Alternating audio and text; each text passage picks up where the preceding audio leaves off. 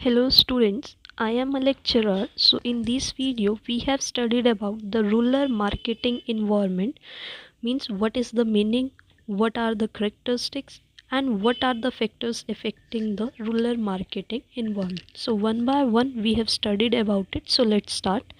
First, meaning of rural marketing environment कि rural marketing environment का क्या मतलब होता है। पहले हम रूरल मार्केटिंग पढ़ेंगे कि प्लानिंग और इम्प्लीमेंट करना मार्केटिंग के फंक्शंस को फॉर रूरल मार्केट में, उसको बोला जाता है रूरल मार्केटिंग। कि जब हम प्लान कर रहे हैं और इम्प्लीमेंट कर रहे हैं मार्केटिंग के फंक्शंस को। फिर इन्वायरमेंट क्या होता है कि जो भी मेरे सराउंडिंग में उसका टोटल इंटरनल और जो भी एक्सटर्नल फैक्टर्स है जो चल रहा है। और इन्वायरमेंट जो है वो कुछ भी हो सकता है जो इमीडिएट मेरे सराउंडिंग के ऑब्जेक्ट्स में आ रहा है और वो मुझे इन्फ्लुएंस कर रहा है, उसको बोला जाता है इन्वायरमेंट। तो रूरल मार्केटिंग इन्वायरमेंट क्या होता है, सारे के सारे कंट्रोलेबल और अनकंट्रोलेबल फैक्टर्स या फिर सराउंडिंग्स जो इफ़ेक्ट डालती हैं मेरी रूरल मार्केटिंग को।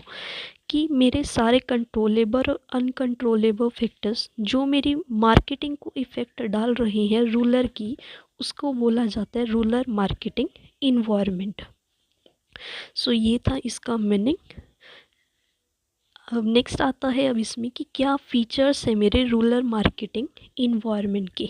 फर्स्ट आता है इसमें अफेक्टेड बाय एक्सटर्नल फैक्टर्स कि जो इन्वायरमेंट है वो हमेशा जो है डायनेमिक होता है, मतलब कि वो चेंजेबल होता है।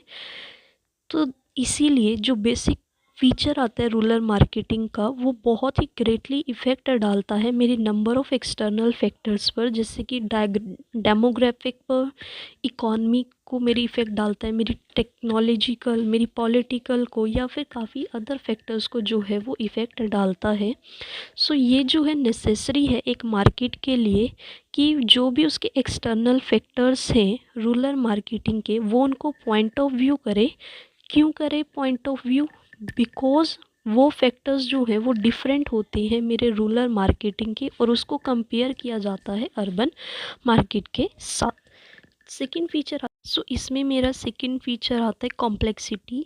कि जो अनदर फीचर है रूरल मार्केटिंग का वो है कॉम्प्लेक्सिटी, क्योंकि एक या फिर एक से ज़्यादा फैक्टर्स जो हैं वो इफ़ेक्ट डालते हैं मेरे रूरल मार्केट को, लेकिन बहुत सारे वेरियस फैक्टर्स और हैं जो इफ़ेक्ट डालते हैं। इसीलिए ये इजी नहीं है कि मैं स्टडी कर पाऊँ कुछ स्पेसिफिक इफ़ेक्ट्स को, क्योंकि सारे के सारे इफ़ेक्ट्स जो हैं या सारे के सारे फैक्टर्स जो हैं वो इफ़ेक्ट डालते हैं मेरे मार्केटिंग इन्वायरमेंट पर। इसीलिए बोला जाता है कि जो रूरल मार्केटिंग इन्वायरमेंट है उसका जो नेचर है वो बहुत ही कॉम्प्लेक्स होता है।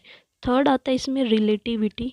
कि रिलेटिविटी जो है वो अनदर फीचर है मेरा रूरल मार्केटिंग इन्वायरमेंट का। कि जो रूरल मार्केटिंग इन्वायरमेंट है वो अलग होता है कंपनी टू कंपनी या फिर रीजन टू रीजन जो है वो वेरी करता है, वो उस हिसाब से चलता है। इसीलिए जो सब मार्केट इन्वायरमेंटल फैक्टर्स हैं वो इफ़ेक्ट भी डालते हैं मेरी कुछ कंपनीज़ को बहुत ज़्यादा वे में, लेकिन कुछ फैक्टर्स जो हैं वो बहुत कम इफ़ेक्ट भी डालते हैं और अदर कंपनीज़ के ऊपर भी। तो ये रिलेटिविटी होता है कंपनी टू कंपनी और रीजन टू रीजन जो है वो डिपेंड करता है।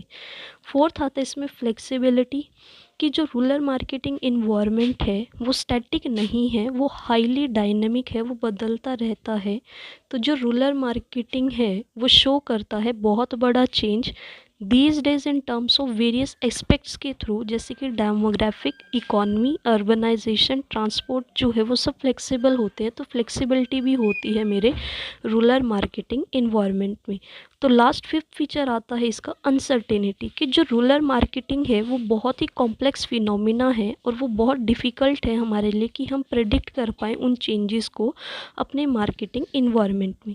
तो जो रूरल मार्केटिंग है वो बहुत ही फास्टली वे में जो है वो चेंज होती रहती है। सो फ्यूचर में जो है वो अनसर्टेन हो जाती है हमारे लिए, हम उसका पता नहीं लगा सकते। सो जो रूरल मार्केटिंग है वो विटनेस्ड होती है और नंबर ऑफ़ चेंजेस जो हैं वो आते हैं हमारे लिविंग ऑफ स्टैंडर्ड में भी, हमारी एजुकेशन में भी, हमारी हेल्थ सर्विसेज में भी जो है चेंजेस आते हैं रूरल मार्केटिंग इन्वायरमेंट के चेंज होने की वजह से। इसीलिए इसको बोला गया है अनसर्टेनिटी। सो ये थे इसके फीचर्स। आई होप आपको समझ आएंगे। नेक्स्ट आता है कि क्या क्या फैक्टर्स हैं जो इफ़ेक्ट डालते हैं मेरे रूरल मार्केटिंग इन्वायरमेंट को। दो फैक्टर्स हैं, इंटरनल जिसको कंट्रोलेबल भी बोला जाता है, और ये है एक्सटर्नल फैक्टर्स जो अनकंट्रोलेबल होते हैं, जिन्हें हम कंट्रोल नहीं कर पाते। तो फर्स्ट इंटरनल फैक्टर्स में इसका फर्स्ट पॉइंट आता है मार्केटिंग ऑब्जेक्टिव, कि मार्केटिंग का क्या ऑब्जेक्टिव है, हमारी कैसे वो इफ़ेक्ट डालता है मेरे रूरल मार्केटिंग इन्वायरमेंट पे। तो जो मेन और ऑब्जेक्टिव हो, एम और जो ऑब्जेक्टिव होता है मेरा मार्केटिंग का, वो इन्फ्लुएंस करता है मेरे मार्केटिंग मैनेजमेंट की कंपनी को। सो सारे के सारे मार्केटिंग की एक्टिविटीज़ जो हैं उनको गाइड किया जाता है किसके थ्रू, एक मार्केटिंग के ऑब्जेक्टिव को ध्यान में रख के जो है उनको गाइड किया जाता है। तो जो एक मार्केट का प्लान है वो परफॉर्म करता है उसके मार्केटिंग के फंक्शंस को, किस बेसिस पर, मार्केटिंग के ऑब्जेक्टिव के बेसिस पे। सो इसका सेकंड पॉइंट आता है मार्केटिंग पॉलिसीज़। इसमें क्या है कि जो भी मेरे रूल्स और पॉलिसीज़ हैं मेरे मार्केटिंग के रिगार्डिंग, वो क्या डिफ़ाइन करते हैं रूरल मार्केटिंग में जो भी उसको काम करा कि उसको वो ड्यूटी जो है वो कैसे परफॉर्म करनी है। और इसमें जो है काफ़ी सारे चेंजेस आते हैं रूल्स और पॉलिसीज़ में, जो डायरेक्टली जो है वो मेरे को इन्फ्लुएंस करते हैं या इफ़ेक्ट डालते हैं मेरी ड्यूटीज़ पर जो भी मैंने परफॉर्म की हैं। और वो परफॉर्म कौन कर रहा है, बाय अ मार्केट मैनेजर। तो इसीलिए बोला जाता है कि जो मार्केटिंग पॉलिसीज़ हैं वो इफ़ेक्ट डालती है मेरे मार्केटिंग के इन्वायरमेंट को।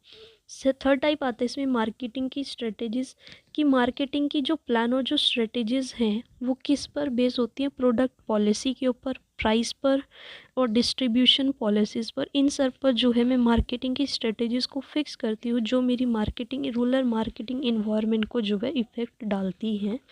फोर्थ आता है इसमें मार्केटिंग के रिसोर्सेज, कि जब मैं एक्सप्लोर करती हूँ और वो मेरे पास एक अपॉर्चुनिटी होती है कि मैं एक्सप्लोर कर सकती हूँ मार्केटिंग को, कहाँ पर, रूरल इंडिया में, वो किस पर डिपेंड करता है, मेरी मार्केटिंग की रिसोर्सेज पर। तो एक कंपनी जो है वो अवेल करती है एडवांटेज ऑफ फेवरेबल मार्केटिंग की अपॉर्चुनिटीज़ का, और उसकी जो सफिशिएंट मार्केटिंग रिसोर्सेज होती हैं वो वहाँ पर अवेलेबल होती है। इसीलिए बोला जाता है कि जो मार्केटिंग की रिसोर्सेज होती हैं वो अंडर द कंट्रोल होती है कंपनी के, और वो एक पार्ट होता है मेरा इंटरनल इन्वायरमेंट का। फिफ्थ टाइप आता है इसमें मार्केटिंग डिपार्टमेंट, की जो मार्केटिंग डिपार्टमेंट है कंपनी का वो रिस्पॉन्सिबल होता है किसके लिए, कि मुझे जो है सक्सेसफुली मार्केटिंग की एक्टिविटीज़ करनी है, आइदर वो मैं अर्बन मार्केट में करूँ या फिर रूरल मार्केट में करूँ। तो जो सोशल कल्चर और जो इकोनॉमिक इन्वायरमेंट है रूरल एरियाज़ का वो डिफरेंट होता है फ्रॉम अर्बन एरियाज़ में। फिर इसका सिक्स्थ पॉइंट आता है ऑर्गेनाइजेशनल स्ट्रक्चर, कि जो साइज़ ऑफ द कंपनी है वो भी मेरा इफ़ेक्ट डालती है मेरे मार्केटिंग के इन्वायरमेंट को, कि क्योंकि जब साइज़ ऑफ मार्केटिंग अगर ज़्यादा बड़ा होगा तो उसमें जो उसका ऑब्जेक्टिव होगा उसको सक्सेसफुली अचीव करना बहुत ही डिफ़िकल्ट हो जाता है, जिससे जो है मेरा इफ़ेक्ट डालता है रूरल मार्केटिंग के ऊपर। सेवेंथ पॉइंट आता है इसमें पर्सनल मैनेजमेंट, कि जो वर्किंग एफिशिएंसी है मेरे पर्सनल डिपार्टमेंट की वो भी मैटर करती है, कि राइट पर्सन का राइट जॉब पर होना बहुत ही ज़रूरी होता है, और वो इंक्रीज़ कर सकता है मेरे प्रोस्पेक्टस को, जो एक्सेप्ट करते हैं जो भी मेरे मार्केटिंग में चैलेंजेस आ रहे हैं रूरल इंडिया में, वो उसको एक्सेप्ट करता है। सो इफ़ अगर मार्केटिंग का मैनेजर या जो टीम है सेल्स सुपरवाइज़र की या जो सेल्समैन है वो एफिशिएंट है, तो उससे जो कंपनी जो है वो इजीली अचीव कर लेगी मेरे मार्केटिंग के ऑब्जेक्टिव को। लास्ट आता है इसमें एम्प्लॉयर एम्प्लॉय रिलेशनशिप, कि जनरली जो कन्फ्लिक्ट्स हैं वो एग्जिट करते हैं मेरे एम्प्लॉय रिलेशनशिप में, जो इन्फ्लुएंस करते हैं मेरे वर्किंग ऑफ द ऑर्गेनाइजेशन को, बट इस प्रॉब्लम को जो है मैं सॉल्व कर सकती हूँ और इम्प्रूव कर सकती हूँ अपना एम्प्लॉयर और एम्प्लॉय का रिलेशनशिप। फिर आगे आता है इसमें मेरे एक्सटर्नल फैक्टर्स। फर्स्ट है इसमें डेमोग्राफिक इन्वायरमेंट। डेमोग्राफिक इन्वायरमेंट में क्या आता है कि जो साइज़ ऑफ पॉपुलेशन है, ये किस एज ग्रुप है, क्या जेंडर रेशो क्या है, कि वहाँ की लिटरेसी रेशो क्या है, कि वो रूरल की जहाँ वो हम जो बिज़नेस कर रही हूँ वो उसकी लोकेशन क्या है, वो भी जो है मोस्टली मेरे मार्केटिंग इन्वायरमेंट को इफ़ेक्ट डालते ही डालते हैं। सेकेंड आता है इसमें इकोनॉमिक इन्वायरमेंट। इकोनॉमिक एनवायरनमेंट का मतलब है कि जो मेरी परचेजिंग पावर है या जो मेरी डिज़ायर है, मैं कितनी इनकम जो है वो स्पेंड कर सकती हूँ अपने गुड्स के ऊपर और कितना उसका रिज़ल्ट जो है वो इफ़ेक्टिव आएगा, वो इन्फ्लुएंस करता है मेरी मार्केटिंग की कंडीशंस को। तो मार्केट कंडीशन जो है बहुत ही सिग्निफिकेंट रोल प्ले करती है मेरे मार्केटिंग के सिस्टम को, और हाई इकोनॉमिक ग्रोथ जो है वो एश्योर करती है कि हायर लेवल की एम्प्लॉयमेंट हो और उनको हायर लेवल की इनकम भी दी जानी चाहिए, जिससे जो मेरा मार्केटिंग बूम है वो काफ़ी सारी इंडस्ट्रीज़ में आ जाता है। फिर इसमें थर्ड फैक्टर आता है इसमें सोशल इकोनॉमिक, एक सोशो कल्चरल इन्वायरमेंट, कि वहाँ का रूलर का कल्चर क्या है, वहाँ का कास्ट सिस्टम क्या है, वहाँ का रहना सहना क्या है, वहाँ पर औरतों का रोल है, वुमेंस का रोल है या नहीं है, वो किस क्लास से बिलोंग करते हैं, वो भी मेरी मार्केटिंग की इन्वायरमेंट को इफ़ेक्ट डालता है। फिर इसमें फोर्थ आता है पॉलिटिकल इन्वायरमेंट, कि वहाँ पर पॉलिटिशियंस किस तरह से, किसका राज है, पंचायती राज सिस्टम है वहाँ पर, या गवर्नमेंट के स्पॉन्सर्ड प्रोग्राम्स की वजह से चल रहा है, या वहाँ पर ग्रीन रेवोल्यूशन या गवर्नमेंट की पॉलिसीज़ वगैरह, वो भी मेरे रूरल मार्केट इन्वायरमेंट को इफ़ेक्ट डाल सकती हैं। फिर आता है इसमें लीगल इन्वायरमेंट। लीगल इन्वायरमेंट में क्या आएगा कि जो गवर्नमेंट की लेजिस्लेशन है, कि जो भी गवर्नमेंट ने लेजिस्लेशन पास किए हैं वो भी मेरे वर्किंग बिजनेस को इफ़ेक्ट डालती हैं। जैसे कि कंज्यूमर प्रोटेक्शन एक्ट हो गया या पॉपुलेशन कंट्रोल एक्ट हो गया, उस तरह से जो है लीगल इन्वायरमेंट इफ़ेक्ट डालता है मेरे रूरल मार्केटिंग इन्वायरमेंट को। फिर आता है इसमें टेक्नोलॉजिकल चेंजेस, कि टेक्नोलॉजी में चेंज आने की वजह से या फिर कंजप्शन पैटर्न में चेंज आने की वजह से जो है मेरे रूरल मार्केटिंग इन्वायरमेंट पर इफ़ेक्ट डलता है। लास्ट सेकेंड पॉइंट आता है इसमें इकोलॉजिकल इन्वायरमेंट, की क्लाइमेट का फैक्टर, कि बारिश या फिर समर विंटर के चेंज होने से या फिर गवर्नमेंट की स्कीम्स आने की वजह से जो है कुछ लॉस हो रहा है या कुछ चीज़ें प्रॉफिट लॉस कम होता जा रहा है, तो उसका भी इफ़ेक्ट डलता है मेरे रूरल मार्केटिंग इन्वायरमेंट पर। लास्ट आता है इसमें फ़िज़िकल इन्वायरमेंट। इसमें क्या है कि जो फिज़िकल और जो ज्योग्राफिकल फैक्टर्स हैं वो बहुत ही इम्पोर्टेंट रोल प्ले करते हैं कॉन्स्टिट्यूट करने में नॉन इकोनॉमिक इन्वायरमेंट को, और वो इफ़ेक्ट डालते हैं मेरे बिजनेस को।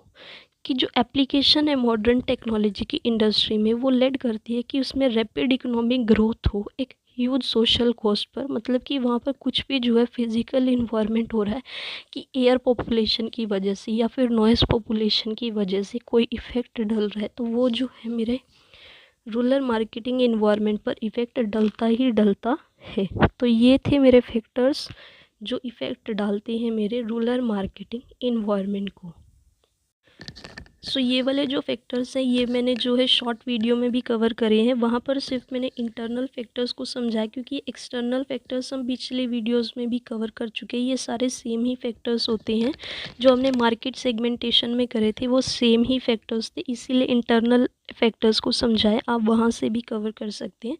नेक्स्ट अब इसमें आता है कि इम्पॉर्टेंस क्या है, कि क्यों ज़रूरत है हमें स्टडी करने की रूरल मार्केटिंग इन्वायरमेंट को। फर्स्ट आता है कि ये हेल्पफुल है अंडरस्टैंड करने में रूरल मार्केटिंग की कंडीशंस को, कि आजकल जो है जो मैन्युफैक्चर हम एफएमसीजी प्रोडक्ट्स का कर रहे हैं और जो ड्यूरेबल प्रोडक्ट्स होते हैं हम ट्राई करते हैं कि उनको सेल कर पाएँ उनकी आउटपुट्स को अर्बन में भी और एज़ वेल रूरल मार्केट्स में भी, गांव और शहरों दोनों में सेल कर पाएँ। तो जो इन्वायरमेंट है रूरल एरिया का वो डिफरेंट होता है किसके कंपैरिजन में, रूरल अर्बन मार्केट एरियाज़ के कंपैरिजन में जो गाँव का माहौल होता है, जो गाँव का एरिया होता है वो बहुत ही डिफरेंट होता है। तो जो रूरल मार्केट होती है उसको स्कैन किया जाता है किस बेसिस पर, कि वहाँ की बाइंग हैबिट क्या है, वहाँ का परचेजिंग पावर क्या है, वहाँ की नेसेसिटी क्या है लोगों की, वो क्या चीज़ ज़्यादा खरीदने चाहते हैं। इसलिए ये हमारे लिए अंडरस्टैंड करता है कि हम अंडरस्टैंड कर पाए रूरल मार्केट की कंडीशंस को भी। सेकेंड आता है helpful in recognising new market opportunities, कि जो रूरल मार्केटिंग इन्वायरमेंट है वो हमारी हेल्प करता है कि मैं रिकॉग्नाइज़ कर पाऊँ न्यू मार्केट की अपॉर्चुनिटीज़ को, कि रूरल एरियाज़ में मुझे क्या क्या नया सीखने को मिलेगा, कैसे मैं वहाँ पर अपने बिज़नेस को जो है लोकेट कर सकती हूँ और क्या क्या नई अपॉर्चुनिटीज़ जो है मेरे लिए अवेलेबल होंगी रूरल मार्केट में। थर्ड आता है helpful in recognising marketing threads, कि ये मेरे को हेल्प भी करता है कि मैं रिकॉग्नाइज भी करूँ कि क्या मार्केटिंग में थ्रेड्स कैसे हैं, कि जो थ्रेड्स है वो किससे रेफर्स किया जाता है, कि वहाँ की एडवर्स सिचुएशन क्या आ सकते हैं जिससे जो मेरा बिजनेस है वो उसका रिस्क जो है वो इंक्रीज़ हो सकता है। जैसे कि हमें पता है कि जो रूरल मार्केटिंग इन्वायरमेंट है वो बहुत ही डिफरेंट होता है अर्बन मार्केटिंग इन्वायरमेंट से। तो मार्केटिंग में थ्रेट जो है वो रूरल मार्केटिंग में भी थोड़ा लो हो सकता है उनकी इनकम के कारण, उनकी इलिटरेसी के कारण। लेकिन हमें जो है रिकॉग्नाइज भी करना पड़ता है कि वहाँ पर क्या क्या थ्रेट्स हमें जो है वो फेस करने पड़ सकते हैं। फोर्थ आता है कि ये हेल्पफुल है in study rural consumer behaviour, कि रूरल कंज्यूमर जो है वो डिफरेंट होता है मेरा अर्बन कंज्यूमर से। किस टर्म में? स्पेंडिंग पावर की टर्म में, उनका लाइफस्टाइल, उनका ट्रेडिशन, उनका जो यूसेज ऑफ प्रोडक्ट्स है वो बहुत ही डिफरेंट होते हैं। तो जो परचेज डिसीजन और जो एक्शन होता है रूरल कंज्यूमर्स का, वो प्रॉपरली जो है इन्वायरमेंटल को देख के ही जो है इफ़ेक्ट डालता है, और वो ऑपरेट भी हमको उसी के अंडरस्टूड करना पड़ता है।